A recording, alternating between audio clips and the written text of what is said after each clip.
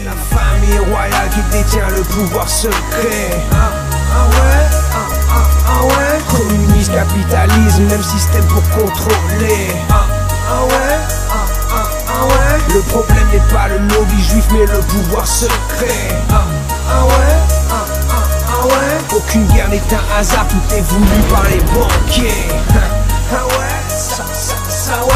Petit, j'entendais mais je ne suis pas un Rothschild. Plus tard je me suis dit, mais qui sont les Rothschild? Rothschild était la famille. Monsieur, très chers téléspectateurs de la grande émission Temple du Savoir, bonsoir. Il est 23h30, heure de Kinshasa, heure à laquelle vous êtes habitués à suivre votre émission Temple du Savoir, parce que Awa Toyaka Koyeba Koyekola va apprendre la spiritualité. C'est une émission de la philosophie spirituelle qui fait débat à travers la ville-province de Kinshasa. Et nous avons encore le privilège ce soir de recevoir pour vous Maître Shiga. Naye Toko continue suite. Il y a débat où tu banda qui en semaine coulée parce que semaine passée tu yamba qui Maître Song de l'Ogba qui naye tu discuter qui naye makambomo ebele les l'autre 8 Maître Shiga parce que botuna ki biso ba question moi mingi. Maître Shiga, bonsoir. Oui, bonsoir. Retenir d'abord par rapport à la présentation. Maître Shiga Azali, chef spirituel, il y a centre spirituel La Lumière dans les mondes. Très bien. Maître, première question. Est-ce que la souffrance est liée à la sorcellerie? Merci beaucoup pour l'invitation et puis merci beaucoup pour mon tournoi. Il y a liboso et que c'est très bien que n'engé tous aliboué. Tout homme n'a qu'à mon qu'il est seigneur les canaux passage n'est la souffrance. Ce n'est pas dit que toute souffrance est liée à la sorcellerie. Souffrance est liée à étape au Nzambe, à si la copie sa monto qui n'est koluka pour monter si la réussir. D'ailleurs, le seigneur n'a pas retenir très bien la case de l'humanité tout entière. Récite tout au monde à gagner sans pour autant à souffrir. Récite sana et à la bouclier. Et à la protection et ma capacité et c'est un être humain à souffrir avant à si la correction na katia vinae voire même mon oiseau lesquels à souffrir les lots et c'est à retenir très bien souffrance aux alliés que les canayango siko et ali be preuve on nzamba sala que ali chemin par laquelle nzamba tira montune preuve à pession zelo les cana souffrance et après souffrance on a ata la kondimanayo ezali ndengenini c'est parce que ceux qui mutazali ko souffrir te et qui a gagné bozui kaka bongo bozuana et umela raté au monde a très bien que au monde mutazana mbongo mbongo na après quelque temps akoi au monde mutazala qui na ba avancement mo na ba évolution mo akoi pourquoi c'est parce que a gagné en sans pour autant assez la ko souffrir. Or il est écrit dans le livre de Genèse tant bazo mon dire les Adam c'est bon très bien que beaucoup lia oui les Adam ce sont des donc ba premier être bazaki belé donc Adam et Ève il y avait plusieurs Adam et plusieurs Ève donc tant on zamba sili ko maudire humanité tout entière et bisi bango très bien que bo banda ko lia na moto kinabino donc par là nzamba ibisa ki batuke moto nyonso ko gagner car na souffrance ko gagner na facilité alors ce que souffrance na yo ko komisa yango te que le quoi fin du monde prendre conscience que souffrance na yo ezali chemin à laquelle on nzamba azali ko sanini azali ko lekisa yo pona lobby na yo aussi là ko réussir pona lobby na yo aussi là ko gagner alors ceux qui mutazali ko souffrir yeba yango très bien que souffrance na yo zali ko souffrir moto kiwana et comme un bouclier tant mutasi la ko réussir na kati ya vie na ye c'est parce que tant moto zali ko souffrir au moment que ba passe yo zali ko mona na kati na yo ba passe yo na tango bonheur ko ya na kati na yo ba passe wana ndesko ko comme bouclier na kati ya vie na pona essayer la ko protéger bénédiction na yo c'est parce que ceux qui moto asili ko gagner vie sans pour autant à souffrir asili la ko yeba et que soenini richesse na o yasili kozwa et aussi la kozala vraiment la protection ma capacité et resenga na moto à souffrir quel que soit les domaines souffrance ezali na ba degré par degré ndenge par exemple le président de la République souffrance na ezali ndenge tena bandeko to bengi ba shege donc moto na moto ezali na degré à souffrance na ye comment on a été que ceux qui montent asili kozala peut-être roi au président de la République qui a zali ko souffrir était yepenenga sili ko zalawana azali na souffrance na yembe na degré na ye et yo posa na souffrance na yo na degré na yo c'est parce que l'humanité ndenge nzamba sila ko sala biso montenyo sto sili ko kokanate sur le plan physique Mais sur le plan spirituel, biso tozali ndenge moko, c'est parce que tozali lié na sang moko où le créateur de toutes choses attira ki biso. Mais na kati ya mokili, muto azali mokuse, mutazali mulai, mutazali pembe, mutazali mwindu, donc différence ya ba espèce wana na ba qualité tozali na yango nde pezali différence ya souffrance. Donc pour retenir très bien, souffrance ezali juste chemin à laquelle o nzamba lexara motu. Pe senge na motu nyonso asila ko supporter chemin wana, et ceux qui au réussir kaka chemin et directement aussi la komona bonheur na kati ya vie na mais ezali pe na batu mosusu oyo abotama kaka a souffrir pona alekisela batu mosusu nzela. Bien. Toi tu comptes l'émission moko to ça na cimetière. C'était pour quel message? Émission oyo na salaki na cimetière ezalaki les frères oyo toselaki kokunda et azalaki koya ko rendre ngai visite na corps astral na ye pe koya ko expliquer ngai ke tombe na ye si ko zala respecter te. Alors esengele ko respecter tombe na ye, c'est parce que abandaki ça kufi au respecter tombe na ye. Pourquoi? C'est parce que ndenge tozali boye moto akufa kambe ezali corps physique ne mte kufi mais ba corps o ezali éthérique, astral, mental, bouddhique, ba corps mususu sila kokufa te. Mais soki pe moto basili kokunda ye miku na ye sili kozala wana miku ekomaka relique, miku ape komaka partie ya puissance ya être humain. D'ailleurs pe pour nous faire la parenthèse moko na émission moko basili ko poser ngai question contenu ya souffrance ezali na kati ya mboka na biso.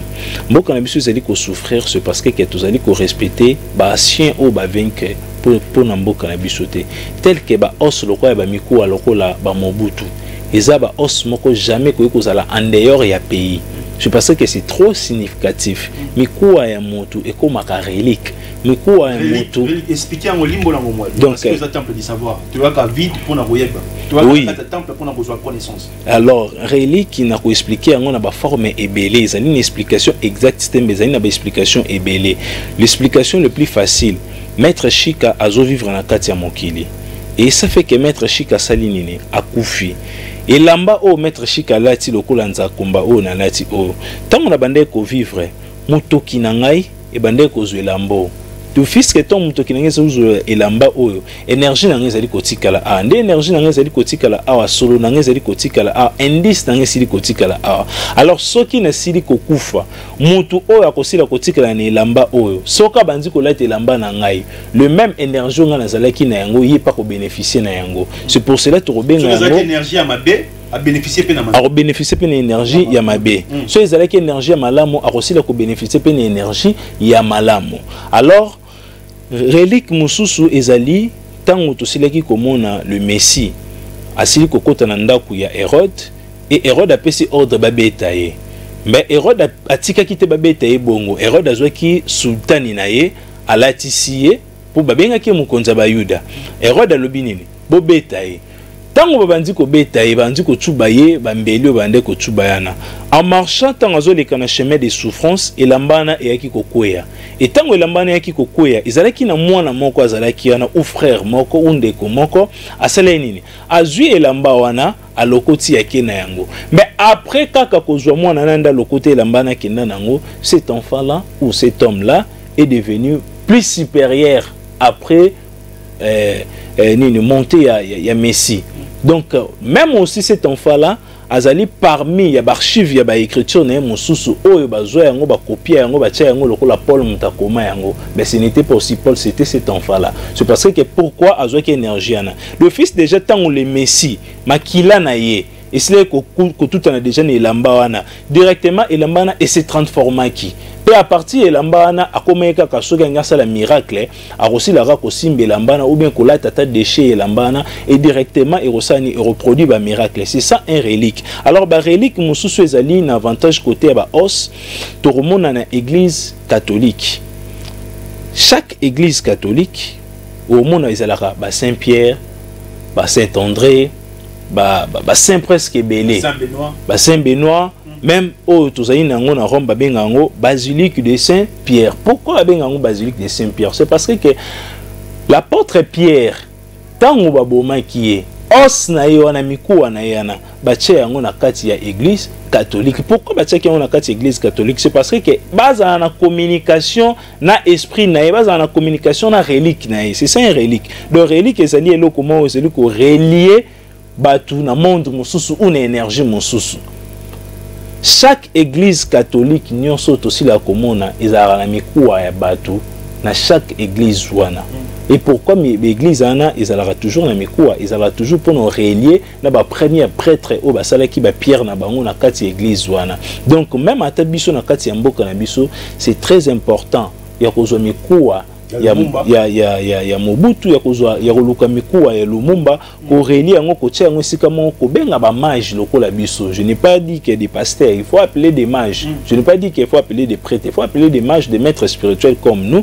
Torozana maloba o tokoloba pour relique wana po mikuwa na bango et bande reproduire ba énergie moko ezali favorable.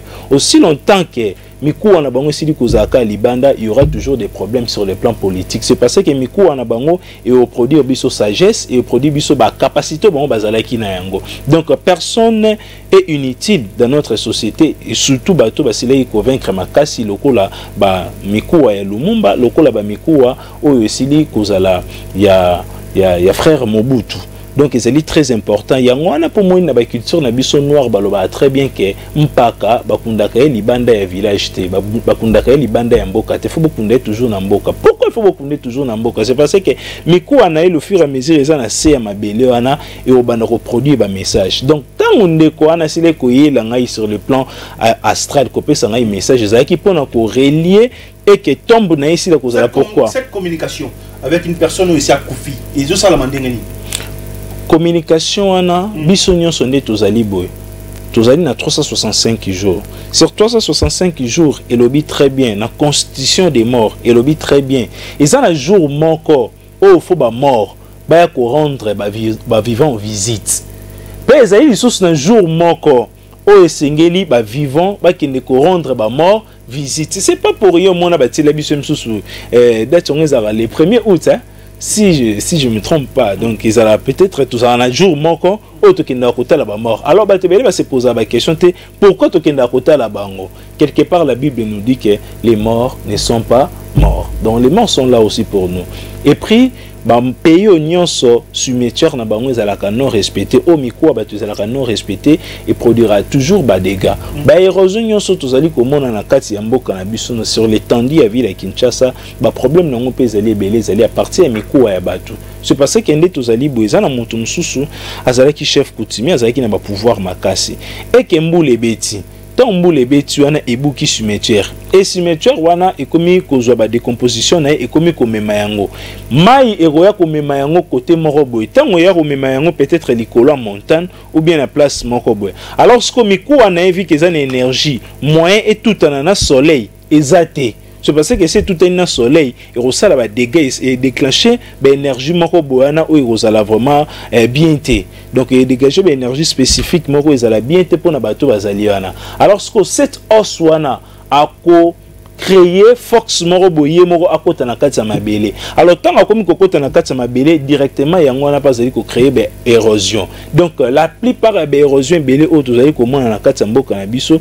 et si kozala peut-être même so os ya ba ancien moko o bazaki très puissant et qui na place wana pe koti et qui sili ko créer ba dégâts wana. Il est très important ko protéger ba cimetière pe il est très important ko protéger ba mikuwa ya batu.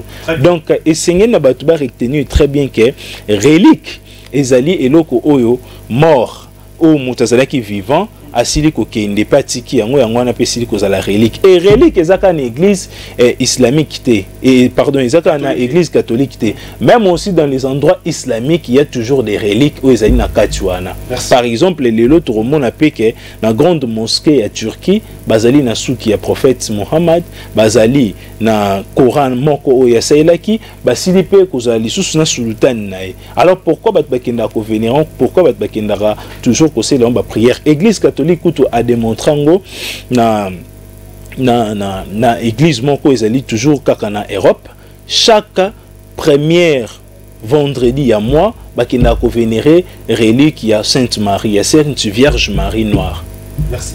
Vous nous suivez, nous sommes en direct 89 plus 243 00 60 149 au Bengibiso directement au Tuniba question par rapport il y a émission il y a les lots temple spirituel temple du savoir.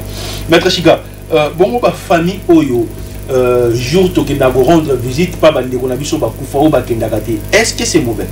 Oui, c'est très mauvais, c'est parce que la personne oyo tombe zali ko kendo rendre visite.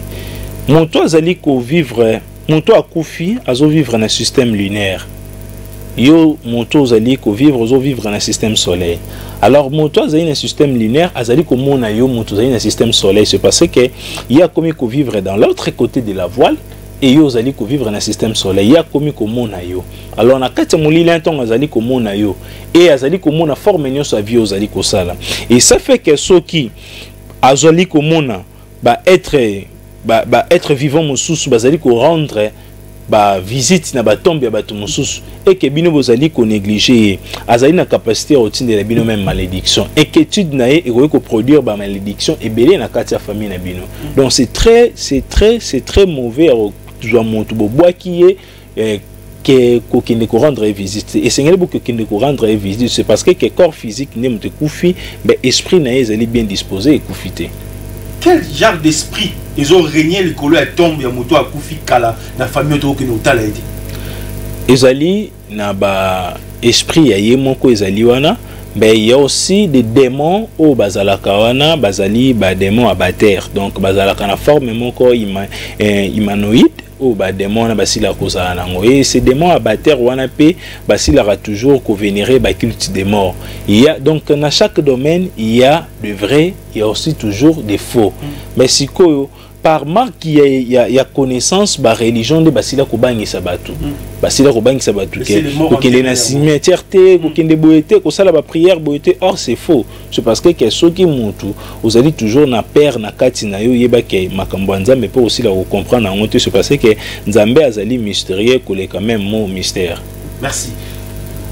Pourquoi soki muntu zwikisi ya mbongo il faut kaka alekisa mutu importance ni za remplacement. Oui, merci beaucoup pour la question. Les lots vraiment au préparer qui question et ma casse vraiment peut aller très bien. Na aussi la kolobaboye. Na au Italie mature ya mbongo ezali nzambete mtasila ko sala mbongo. Et singi ne batuba reconnaître bien nzakombo lenkumu asila ko sala mbongo te.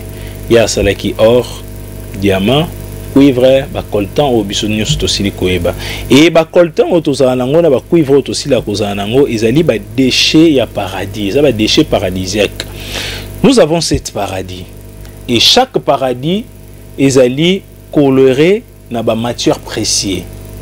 Alors na construction ya paradis tango bazali kosala ba cripsage en or et bah cripsage en diamant. Ils ont quoi sur le plan terrestre tant tout ça la cripsage au moment où ils ont déchets moi bah ciment et quoi ya nasi. Alors tant bah ça la construction ya 7 paradis et ce genre de déchets wana ya ba diamant na ba or nde yango ne ko biso na kati mokili et les anges nde ba ya ki ba anosa ki ba na kati mokili ke non les or ezaranasse ya mabele kosela yango ezali boye kosela yango boye ezali ba volonté moko boye ezali ya nzambe ezali ba merveille ya nzambe donc ba or biso to mona kana ba diamant biso to mona ya ba kara ya minene ezali juste ba déchets to bazali kosala ba cripsage paradisiaque nde sikoyo esili ko créer ba or na ba diamant auto sili kozala. Alors nzambe asili ko tika batu bande ko évoluer très bien. To remona na histoire ya Sophnight Paneria auto bengi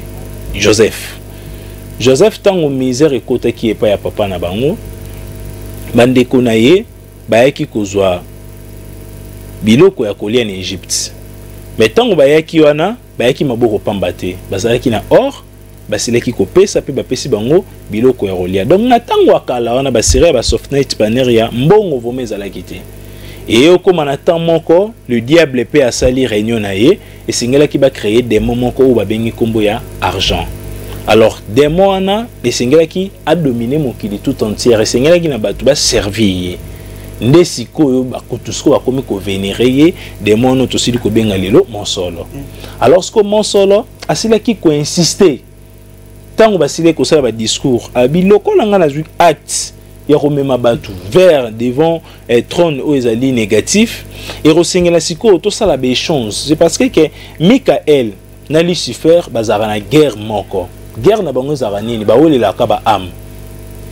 Lucifer azara na posa azara na batu ebele et Michael pe azara na posa azara na ba âme ya batu ebele. C'est parce que ba yebi ke bazali na rencontre ya guerre na bango. To remona yango na livre ya Jude.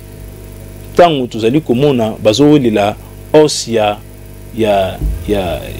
Moïse ya Moïse tango Lucifer aye et puis tango na ba ange baye au mona ki Lucifer abandé déjà ko sala ba blasphème déjà na kati ya monoko na ye. Donc ezali guerre o basila déjà ko welela ba ame ya batu de prékala to remona yango na ba exemple belé ya Bible mona ndenge Satan sila ra ko welela ba ame. Alors tango siko basili ko sala idée wana nde basili ko loba boye. Alors, il y a batu, to somba batu. Pour nous somba batu, il faut mettre l'argent en disponibilité pour nous batu. Bah ça ni, l'argent où ils allaient combo il y a ange. Il y a démon. Donc combo ils attirent toujours na démon. Alors, tant que basili koyo kana bongo et basili sko ko sala ba stock satanique. Tant basali stock satanique au biso to benga ngo lelo ba banque na biso. Sur mon banque nyonso ils ont un coffre fort et on a utilisé le terme stock satanique. Na kati stock satanique on a besoin de réserve na bango. Alors cette réserve on nous a toujours échange na partie à être humain moko ou na être humain moko. C'est pour cela au mona tango okei ko simba kisi ya mbongo. Kisi ya mbongo ya maguite mais kisi ya mbongo vrai.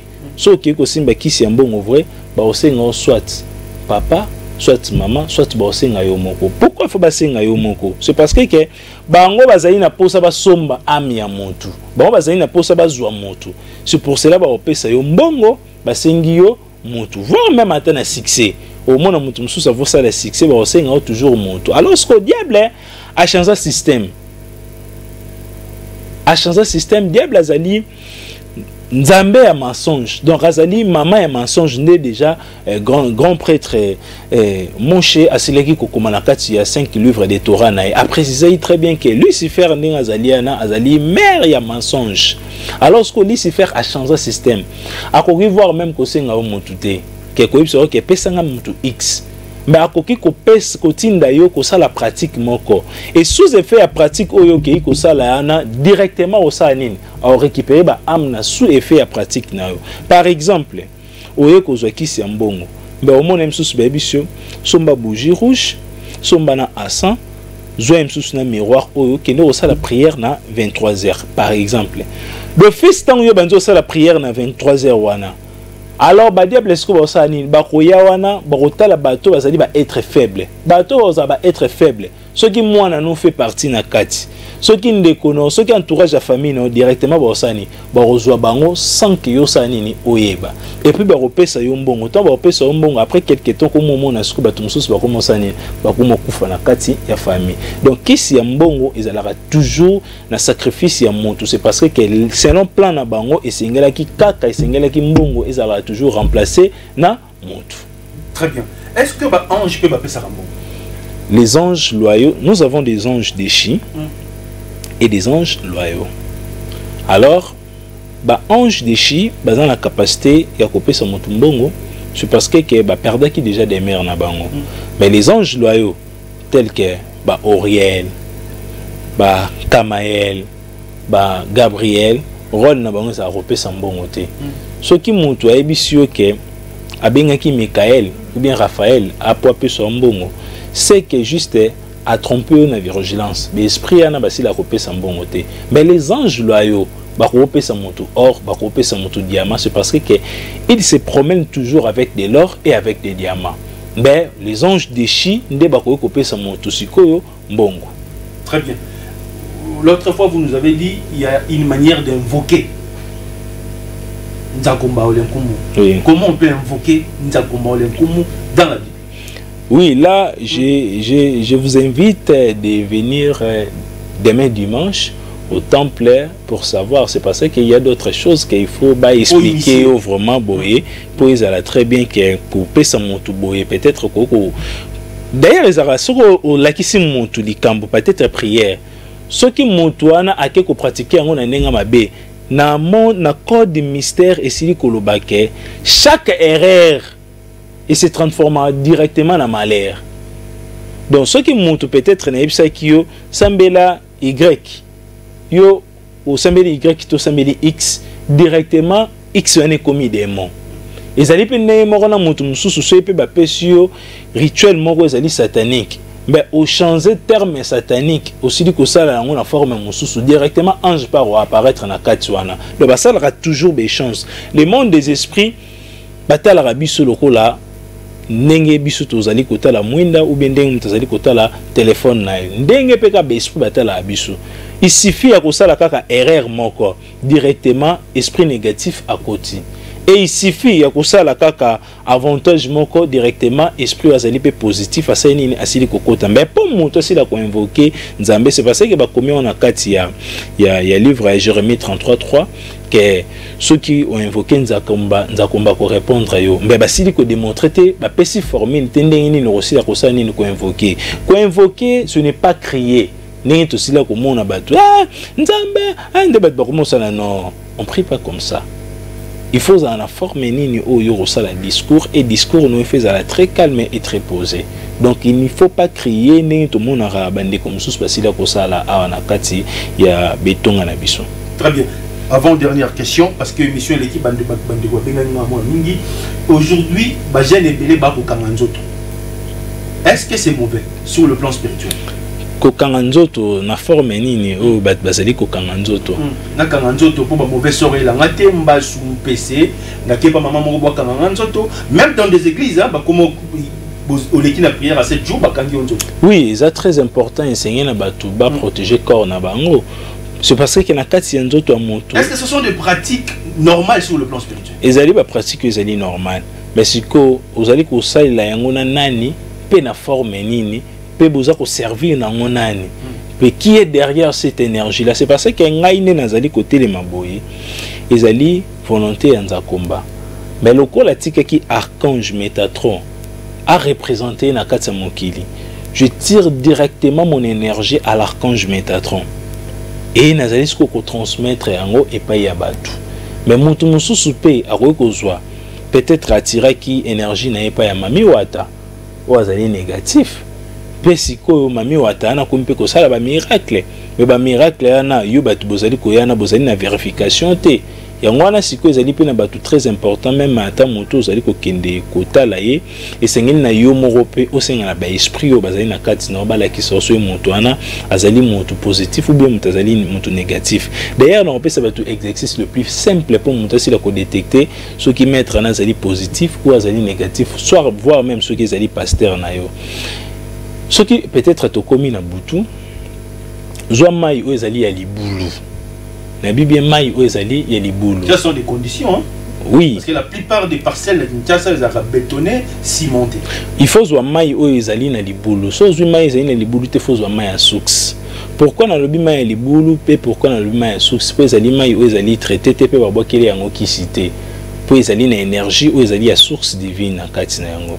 So zoa mai wana to komi na ngonga ya butu belela kombo ya pasteur na yo bien maître na 7 fois so bele yango 7 fois olobika ke ngai meseki ngani nazali na posa na yeba soki pasteur na ngai ou bien maître na ngai azali motu côté positif ou bien côté négatif zwama yana sukula na ngo elongi lala yo moko mona na butu makamuni ne aussi la melayo.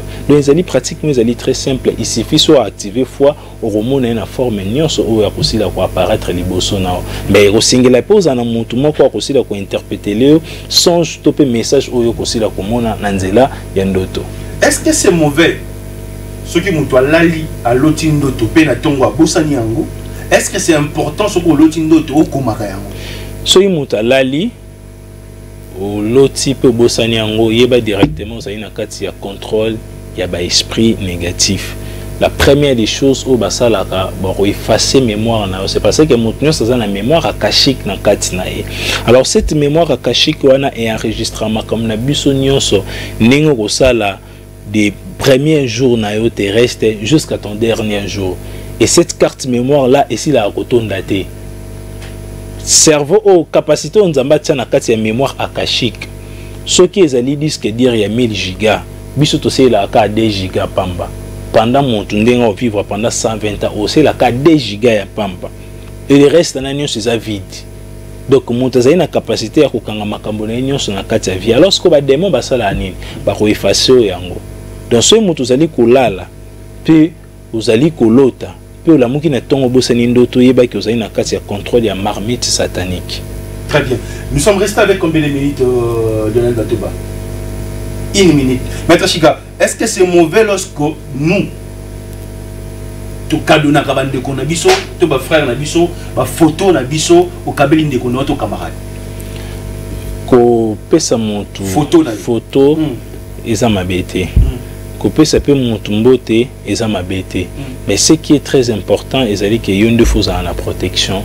Il faut un esprit moko azali ko animer katina positif pour que photo na basi la bosser la yango mabete so parce que photo ezali ko représenter yo pe et mbote na pe ou bien lamba no ezali pe ko représenter yo alors ceux qui montent aussi li ko zala na capacité spirituelle très élevée aussi la ko bangate pour démon ça azali ko luka montu ça c'est ko zona ndenga kindogite ozona ndenga matériel ozona ndenga photo ozona ndenga ya chemise ozona ndenga ya mbote il y a plusieurs formes oyo to banda relaxa batu bat bay ba ndenga nini basilaka ko boma moto et puis ndeni bay pourquoi basilaka ko sacrifier moto c'est parce que ceux ils ont ba pratique mususu mon avo sala yango même pour ça la retour d'affection ya moto oui c'est que faut il nga image ya moto X ou bien moto Y voire même ceux ba rater même photo na yo bien bendis na yo ba même qu'on détruire à partir à Combo.